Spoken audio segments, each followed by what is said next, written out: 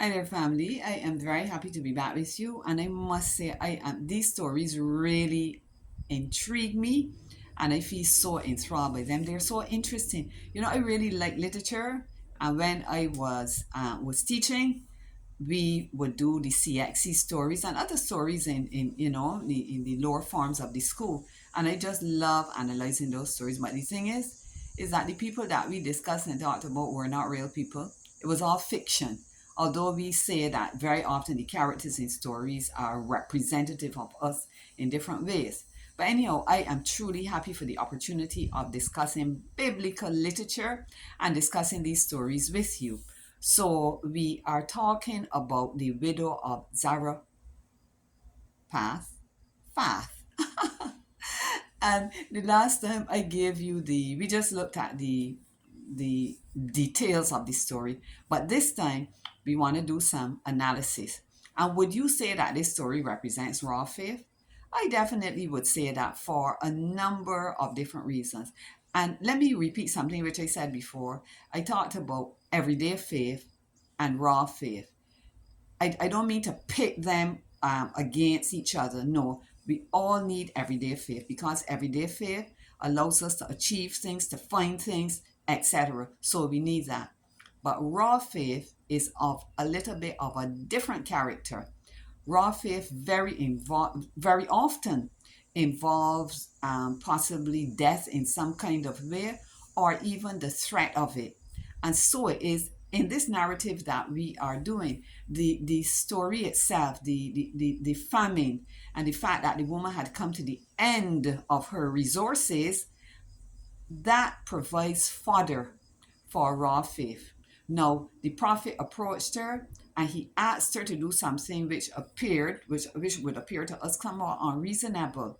But the element of her raw faith allowed her to obey. Now, if she had been about preserving her life, she could not have obeyed what Elijah told her to do. And the irony of it, by trying to preserve her life, she would have ended up losing it. But by being obedient to the request of the prophet, she ended up being sustained for the entire famine, just as he told her would happen. Now, that's the other thing. She had no way of proving that what he said was so, but we remember that he was the representative of God, and she obviously, as she heard him speak, she recognized that it was not simply Elijah speaking, but it was God speaking through Elijah, asking her to do something that required her to take nothing less than a leap of faith. Was she rewarded for her leap of faith? She definitely was, because that jar of flour and that cruse of oil never fail. So there are a number of principles wrapped up in this story for us. There are times God may ask us to do something that seems ridiculous, out of the ordinary, out of character, to deal with the situation. So what are we to do? If we are able to hear the voice of God telling us, because very often it is who told you to do it. If we are able to hear the voice of God, and, and take that leap of faith and do what God tells us to do, He has promised that He will not leave us and will not forsake us.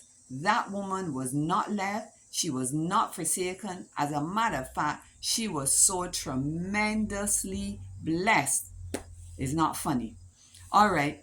I am sure there are other elements of raw faith that you can see in the story as well, but be sure to share them with me because I don't want to take away all the good points that can be made. The other thing I want to do, which I can't do in this video, we talked about application. For those of you who looked at the PowerPoint, where we looked at Bloom's taxonomy, where we saw at the bottom was knowledge, then understanding, and then the third level, application. In the next video, I want to make some personal application of this raw faith theme as we are looking at it here in this story with the family. I want to make some application to my life. And I'm sure maybe in some ways you can apply it to yours too. Listen, we have some awesome stories coming up ahead here. I am so excited about this thing. I tell you, I tell you. I mean, I retired from teaching 2015, but I am still so energized and happy to share ideas and have people engage with me. I can shut up now. And I was in school and I met a class that really liked a novel or poem or a short story, and we got into talking. Man, that was pure heaven. It was real sweet. With my sharing here, of course, I'm the only one doing the talking. But you can always share back with me too. You can send it to my private space, as some of you have done, and we can have a good old ring down discussion.